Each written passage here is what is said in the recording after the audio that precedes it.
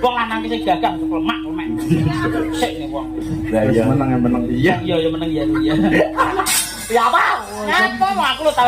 Terus go pecel. Ora dong. Aku tahu tanggapan biyen zaman semono. Iya. Ayo, nikah asem iki kuningan ki. Iya. wong lanang kok gelange gudi ya. Tak pe. Ya sing ndi? Walah kaya drijine dawa-dawa kupune. Nadyan wujud temong peksi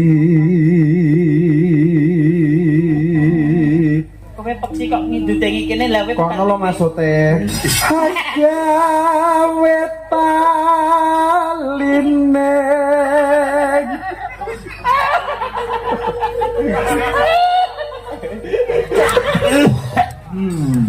Aduh ya Allah. kok iki ge Bronto